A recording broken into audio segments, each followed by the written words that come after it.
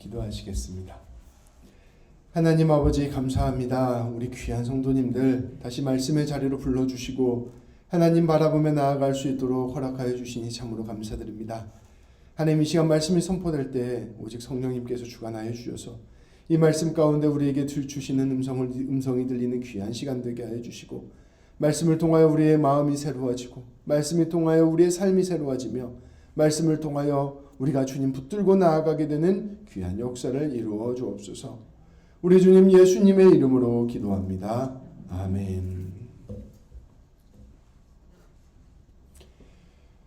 오늘날 우리 현대사회를 살펴보면 우리 현대사회의 모든 것들은 거의 딱 두 가지로 구분이 됩니다. 우리가 살고 있는 세상은 크게 두 가지 영역으로 구분이 됩니다. 하나는 생산이요, 하나는 소비입니다. 쉽게 말하면 하나는 돈 버는 것이요, 다른 하나는 돈을 쓰는 것입니다. 기업들 그리고 나아가 이 사회는 열심히 광고를 하고 또 소비 문화를 만들고 우리의 욕망을 만들어서 우리로 하여금 돈을 쓰게 합니다. 그리고 그 열심히 돈을 쓰는 돈을 벌기 위해서 생산을 열심히 합니다.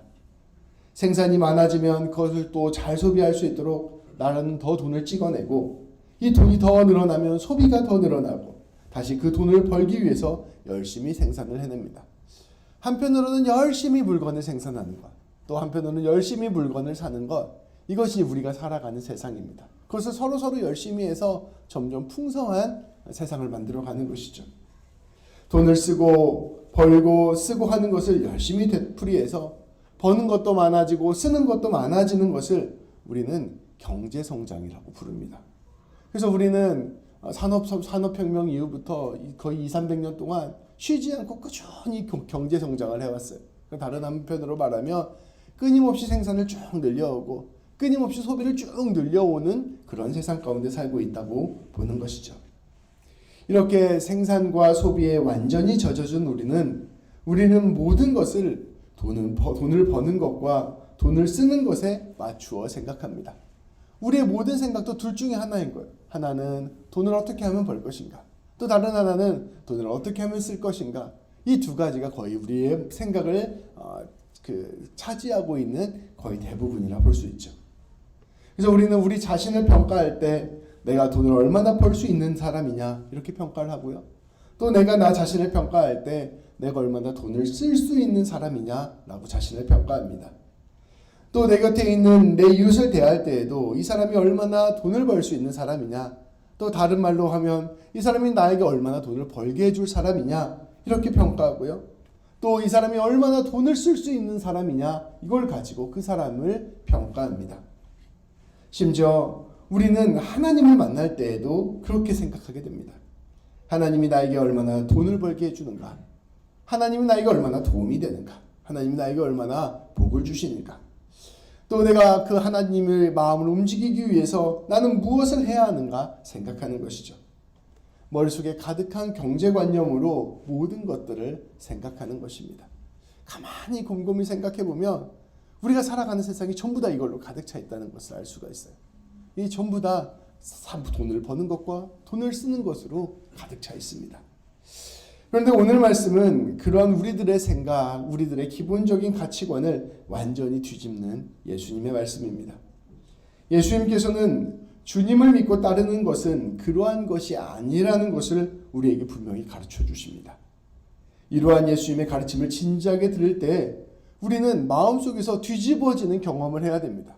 왜냐하면 우리의 생각을 가득 채우고 있고 우리의 삶의 바탕이 되는 가장 중요한 두 생각들을 예수님께서 그거 틀렸다라고 말씀하시는 것이기 때문에 이 이야기를 들으면 마음이 불편하고 내가 이 길을 따라가도 맞는가 하는 생각이 들고 예수님 따라가는 길이 어쩌면 내가 죽을 수도 있는 길이다라는 마음이 들어야 되는 것, 이것이 바로 우리 주님이 우리에게 하시는 말씀을 듣는 것이라 볼 수 있는 것이죠.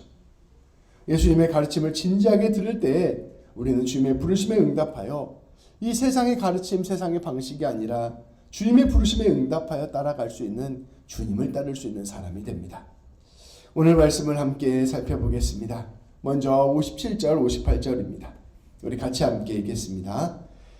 같이 읽을게요. 길 가실 때 어떤 사람이 여짜오되 어디로 가시든지 나는 따르리이다. 예수께서 이르시되 여우도 굴이 있고 공중의 새도 집이 있으되 인자는 머리 둘 곳이 없도다 하시고 아멘. 오늘 말씀에 보면 예수님께서 길을 걸어가시는데 어떤 한 사람이 예수님을 찾아옵니다. 예수님이 찾아간 게 아니에요. 어떤 한 사람이 예수님을 찾아옵니다. 그걸 예수님께 고백합니다. 예수님이 어디로 가시든지 저는 예수님을 따라갈 것입니다. 예수님이 무엇을 하시든지 저는 예수님 편에 서겠습니다. 저는 예수님을 따르는 제자가 되겠습니다. 라고 말을 하였습니다. 이 사람이 왜 예수님을 따른다고 하였을까요? 이 사람의 속내가 나와 있지 않기 때문에 정확하게 알 수는 없을 것입니다. 그런데 당연히 이 사람이 예수님을 따르고자 할 때 기대하는 것이 있었을 것입니다. 예수님을 왜 따라가라고 했을까요? 갑자기 이유 없이 예수님을 따라가려고 했을까요? 아니에요. 이 사람 마음 안에 분명한 기대가 있었던 것이죠. 어떤 기대가 있었을까요? 알 수는 없지만 아마도 예수님의 능력이나 기적들을 보면서 나도 저 능력, 저 기적들을 좀 행했으면 좋겠다 이런 생각을 가졌을 수도 있었을 것입니다. 또 예수님께서 사람들을 몰고 다니시는 걸 보니 예수님께서 하나님께서 보내신 지도자가 분명하다. 모세나 다윗과 같은 지도자가 될 것 같다. 그러니 내가 예수님과 함께 한다면 나도 높은 자리에 올라갈 수 있을 것이다. 이런 생각을 했을 수도 있었을 것입니다. 또 예수님께서 하시는 말씀을 들으니 기가 막혀요. 너무 말씀을 잘하시고 지혜로운 말씀이세요. 그래서 예수님을 따라가면 예수님의 꿈과 이상을 나의 이상으로 삼을 수 있지 않겠나. 나도 예수님처럼 지혜로운 사람이 되고 나도 예수님처럼 하나님의 뜻대로 살아가는 사람이 될 수 있지 않겠나. 이런 생각을 했을 수도 있을 것입니다. 삶에서 가치 있고 의미 있는 일을 하고 싶은 마음이 들어서 예수님 따라가겠다 고백한 것일 수도 있었을 것입니다. 또 예수님과 함께하는 것, 내가 예수님과 한 무리라고 하는 것, 그것 자체가 사람들에게 큰 명예가 되는 것, 내가 예수님 파다라고 하는 게 사람들에게 큰 우러름이 되는 것, 그래서 내가 예수님 따라가겠다 이렇게 생각했을 수도 있습니다. 어떠한 생각을 하든 어떠한 기대를 하든 이 사람은 그것이 가치 있는 일이라고 생각했고 자신의 인생을 투자할 만한 일이라고 생각했습니다. 그래서 예수님이 부르지도 않았는데 직접 찾아가서 말씀드린 거예요. 예수님, 제가 예수님 따라가겠습니다. 예수님이 어떤 일을 하시든지 제가 예수님 함께 걸어가겠습니다. 고백을 한 것이죠. 그런데 이 사람에게 응답하시는 우리 예수님의 대답이 가혹합니다. 오늘 말씀에 보면 이렇게 나옵니다. 여우도 자기가 들어가서 쉴 수 있는 굴이 있고 하늘에 날아다니는 새도 잠시 머무는 둥지가 있다. 그런데 인자에게, 여기서 말하는 인자는 자기 자신을 말하는 거예요. 예수님에게는 머리 둘 곳조차 없다. 이런 말씀을 하셨습니다.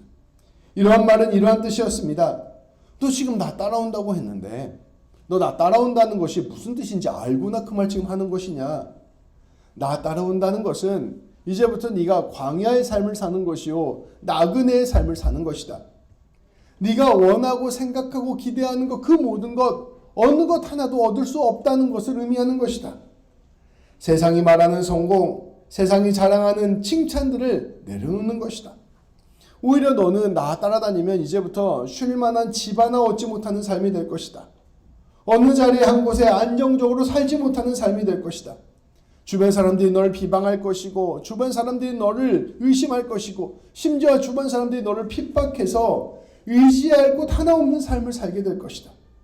고난과 역경을 고스란히 견디고 인내해야 하는 삶을 살게 될 것이다. 심지어 십자가를 쥐고 죽음을 각오해야 하는 삶이다. 네가 지금 그러한 삶을 받아들일 수 있느냐라고 물으시는 것입니다.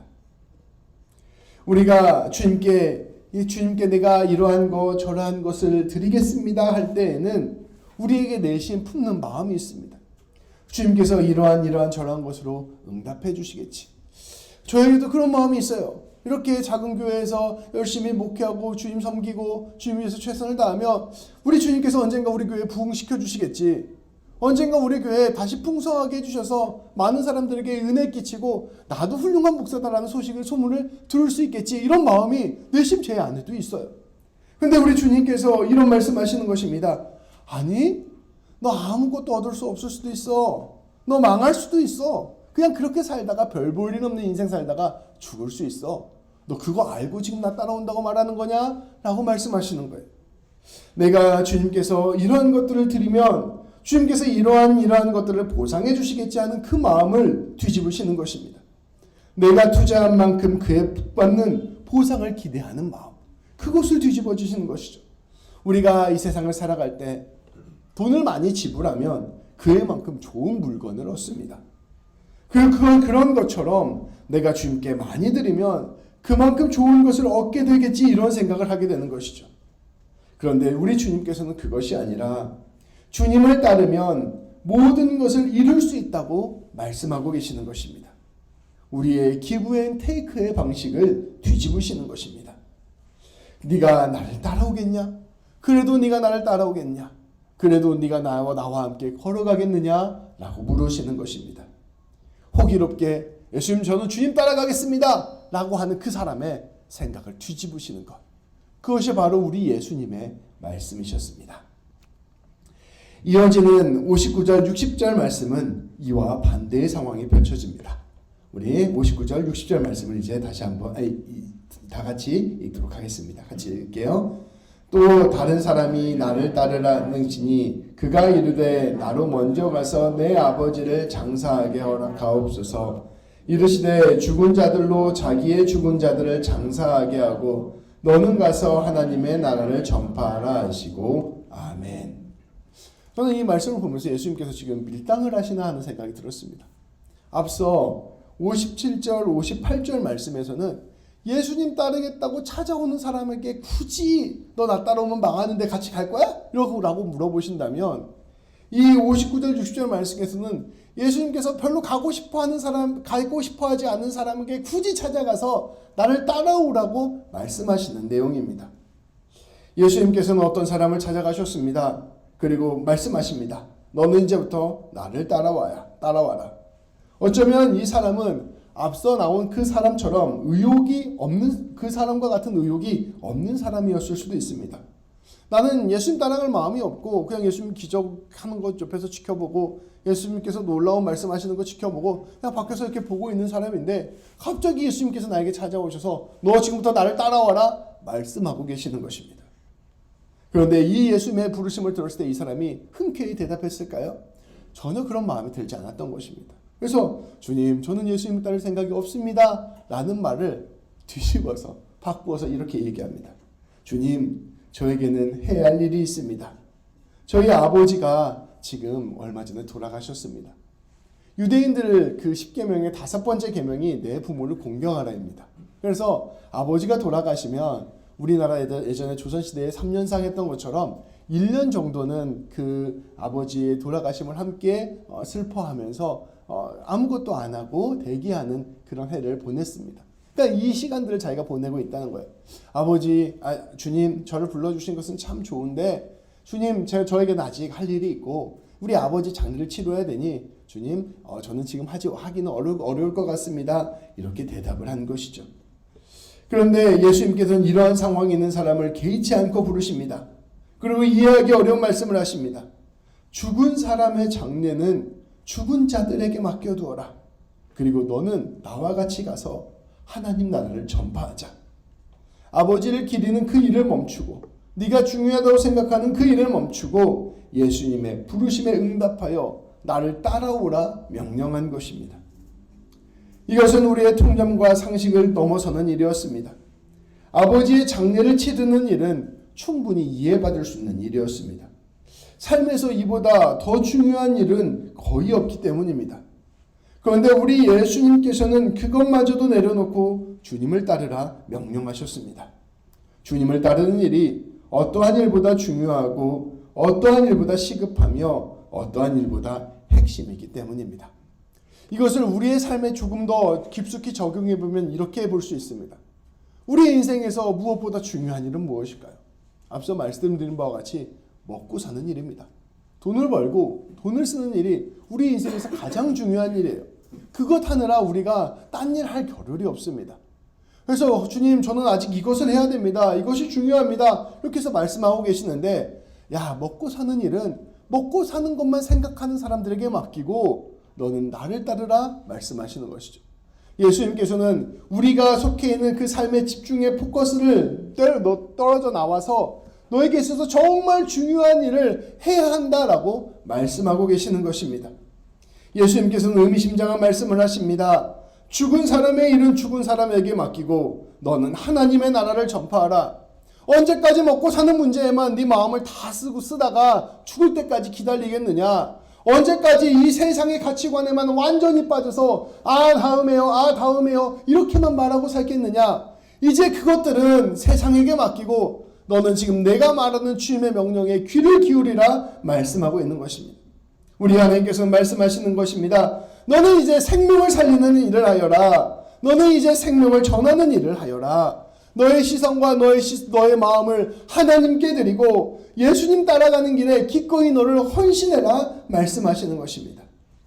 결국 네가 예수님을 따르게 되고 네가 주님을 따르게 되면 그 일이 죽은 사람들을 되살리는 일이 될 것이요, 네가 예수님을 따르면 너의 모든 문제가 근본적으로 해결되는 일이 될 터이니 너는 먼저 중요한 하나님 따라가는 일을 해야 한다 말씀해 주시는 것이죠.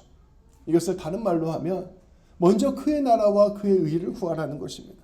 그리하면 모든 것들을 더할 테니 네가 먹는 것, 마시는 것, 입는 것 염려하고 근심하지 말고 마음의 중심에 하나님을 가장 먼저 붙들어야 된다 말씀하여 주고 계시는 것입니다. 오늘 방금 읽은 2절 말씀과 그 앞 2절 말씀을 총 살펴보면 결국은 예수님께서는 당신을 따르겠다는 사람은 망설이게 하시고 당신 앞에서 망설이는 사람은 따르라 강권하고 계십니다.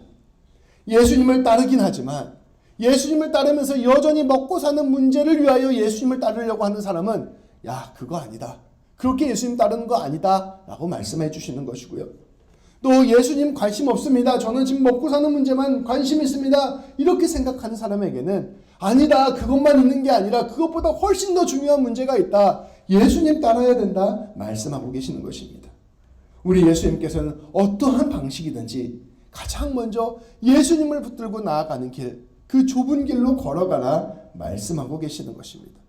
우리 주님이 부르시는 것은 바로 그러한 부르심입니다. 우리 예수님께서 우리를 부르시는 것은 조금 예수님 믿고 잘 먹고 잘 살기 위해서 부르시는 게 아니에요. 우리 예수님이 부르시는 것은 세상의 가치와는 전혀 다른 새로운 가치, 하나님을 믿고 알고 따르는 그 가치로 우리를 부르신 것입니다. 그 안에 참 생명이 있음을 우리 주님께서는 말씀해주고 계시는 것이죠. 끝으로 61절, 62절 말씀을 우리 함께 봉독하겠습니다. 또 다른 사람이 이르되 주여 내가 주를 따르겠나마이는 나로 먼저 내 가족을 작별하게 허락하소서. 예수께서 이르시되 손에 쟁기를 잡고 뒤를 돌아보는 자는 하나님의 나라에 합당하지 아니하니라 하시니라. 아멘. 세 번째 상황이 펼쳐집니다. 이 사람은 예수님을 직접 찾아옵니다. 예수님은 이 사람은 이제 이렇게 주님께 얘기합니다. 주님, 제가 보니까 제가 이제 예수님 따를 수 있을 것 같습니다. 그런데 예수님을 따를 테니 다만 가족과 먼저 작별할 수 있도록 허락해 주십시오. 가족이랑 같이 인사만 하고 오겠습니다. 주님 이제 예수님 따를 수 있도록 가족과 인사하는 것만 좀 허락해 주십시오. 이 사람이 이렇게 말한 데에는 성경적인 근거가 있었습니다. 열왕기상 19장 20절에서 21절 말씀에 보면 엘리사가 그의 선생님이었던 엘리야를 따르기 시작하는 장면이 나옵니다. 제가 봉독해 드리겠습니다.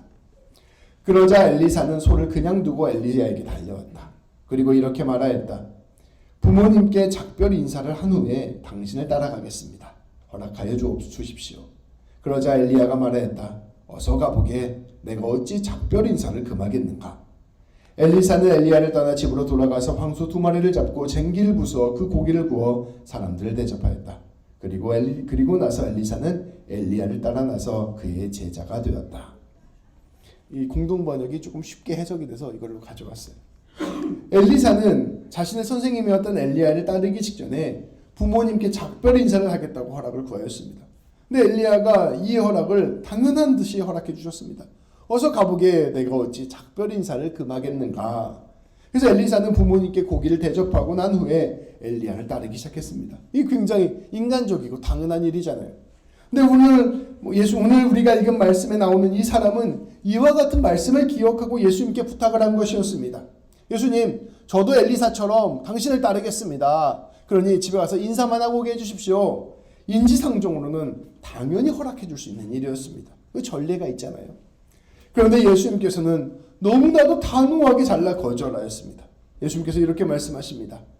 손에 쟁기를 잡고 뒤를 돌아보는 자는 하나님의 나라에 합당하지 않다.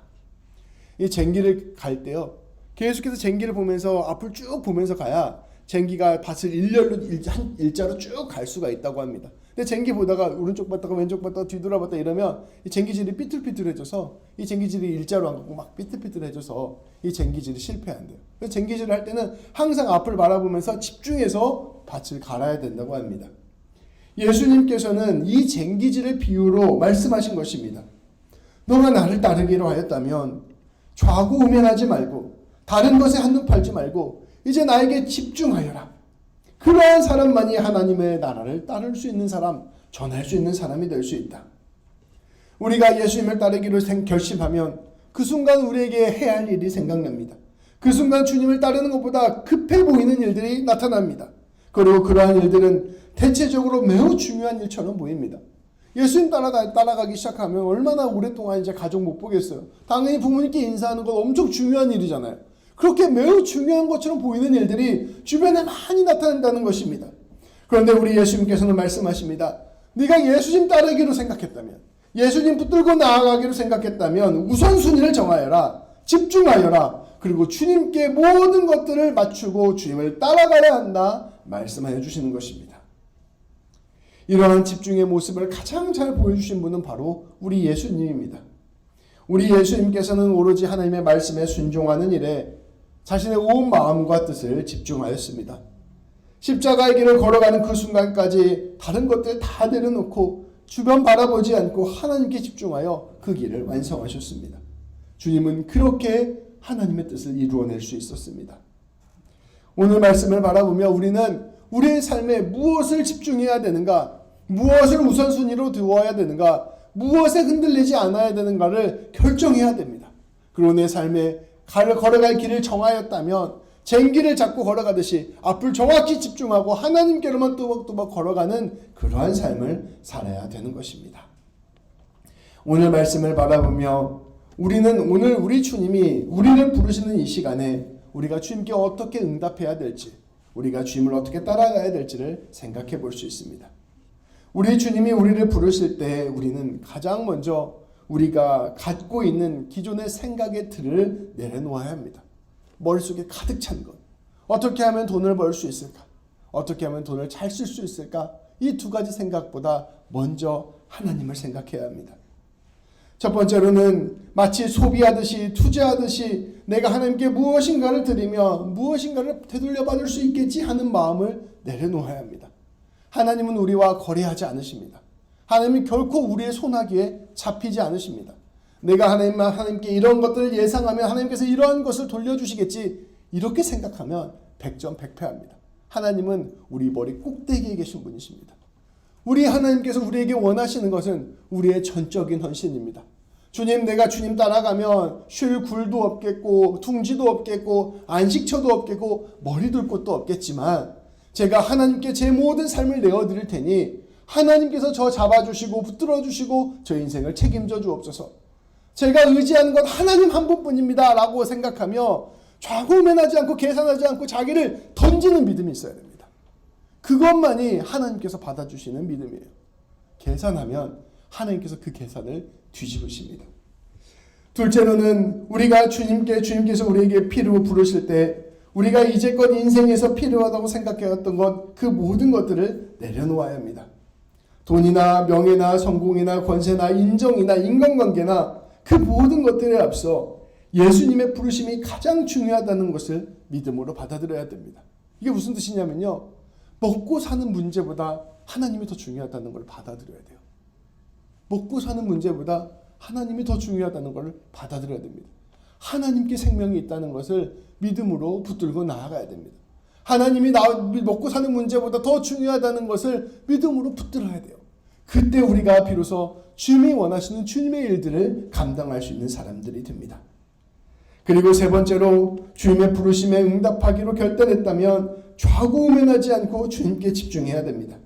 이것 먼저 하고 저것 먼저 하면서 정작 주님과의 만남을 뒤로하면 우리는 결코 주님의 부르심에 응답할 수 없습니다. 세상에 아무리 많은 중요한 일이 있어도 우리 주님과 함께 걸어가는 그것이 가장 중요하다는 것을 마음에 품고 마음을 굳게 세워야 합니다. 이렇게 우리가 온전히 주님의 부르심에 응답하고 결단할 때 우리는 온 주님의 놀라운 부르심에 합당한 삶을 살게 되는 것이죠. 우리가 죄인이기 때문에 먹고 사는 문제보다 주님이 더 중요하다는 것을 믿음으로 받아들이면 우리의 마음속에서는 내가 죽을 것 같다라는 마음이 들어요. 우리가 죄인이기 때문에 내가 먹고 사는 문제를 내가 책임져야 된다고 생각하고 있거든요. 근데 내가 이거 내려놓고 주님 먼저 붙들겠습니다 라고 할 때 지독한 두려움과 불안감이 우리를 찾아옵니다. 그런데 우리는 그것을 예수님과 함께 걸어가야 됩니다. 예수님께서 십자가에 죽으신 그 길을 통하여 부활의 생명을 보여주셨던 것처럼 우리도 용기를 내어 하나님 붙들고 나아가는 일에 한 걸음 한 걸음 우리의 삶을 내딛어야 됩니다. 앞이 보이지 않고 상황이 어렵고 불안하고 두려워도 하나님 붙드는 일에 우리의 온 마음을 쏟아야 합니다. 그렇게 우리가 미달과 같이 썩어지는 삶, 하나님을 붙들어서 하나님의 생명을 드러내는 삶을 살아갈 때 놀랍게도 그 길이 하나님의 온전하고 복된 삶을 누리는 삶이 되고, 놀랍게도 그 길이 생명을 나타내는 삶이 되며, 놀랍게도 그 일이 주님의 부르심을 완성하는 삶이 됩니다. 하나님께 내 모든 것들을 맡겨드리면 내 인생은 하나님이 일하시는 인생이 돼요. 내 생각, 내 마음으로 내 생존을 붙들고 살아가면 내 계획 안에서 이루어지는 일들이 내 인생 가운데 펼쳐집니다.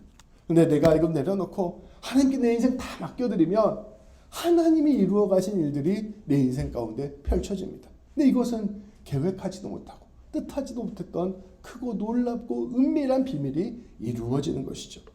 우리는 놀랍게 하나님을 붙들어야 합니다. 주님 앞에서 주님 저를 부르신 건 아시겠죠? 라고 하면서 한 걸음 한 걸음 뒷걸음 치지 말고 하나님이 나를 부르셨다는 믿음을 굳게 갖고 부르심에 응답하여 놀랍게 주님 붙들고 귀한 열매를 맺으시는 우리 귀한 성도님들 되시기를 우리 주님의 이름으로 축복합니다. 기도하시겠습니다. 하나님 감사합니다. 아버지 하나님, 하나님은 너무나 멀리 계신 것 같고 우리가 먹고 사는 이 세상은 너무나도 가까이 있는 것 같아서 염려와 근심과 두려움과 걱정이 우리 가운데 떠나지 않고, 그러면서도 하나님을 온전히 의지하지 못하는 아버지, 그렇게 양갈래길에서 고민하고 고뇌하는 인생을 살아가는 우리의 모습이 현실임을 주님께 고백합니다. 그러나 하나님, 우리 주님께서는 이 시간 우리의 모든 마음과 생각을 주님께로 결단하라 요청하심을 우리가 말씀을 통하여 보게 됩니다. 어떠한 결과를 위하여 열매를 위하여 주님을 바라보는 것이 아니라 그저 주님 따라가는 일에 우리의 마음을 헌신하고 우리 주님 따라가는 일이 그 어떤 일보다 중요하다는 사실을 더욱더 마음 가운데 깊이 새기며 좌고우면하지 않고 주님께 집중하는 우리 모두가 될 수 있도록 인도하여 주옵소서. 먼저 그의 나라와 그의 의를 구하는 자에게 모든 것을 더하시겠다 말씀하시는 그 하나님의 음성이 그저 우리에게 교리로만 지식으로만 다가오는 것이 아니라 삶을 걸고 우리가 목숨을 걸고 내던지는 삶의 가장 중요한 준칙이 될 수 있도록 인도하여 주시고, 그리하여 우리의 모든 삶이 하나님께로 붙들리는 삶 되게 하여 주셔서 하나님께서 계획하시고 아버지 꿈꾸신 그 아름답고 풍성한 열매가 우리의 모든 인생을 통하여 이루어질 수 있도록 주님께서 우리의 인생 가운데 은혜와 복을 내려 주옵소서. 하나님, 우리의 힘과 능력으로는 주님 의지하기 너무나 어려움을 고백합니다. 사람의 힘과 사람의 의지로 가능한 일이 아님을 주님 고백합니다.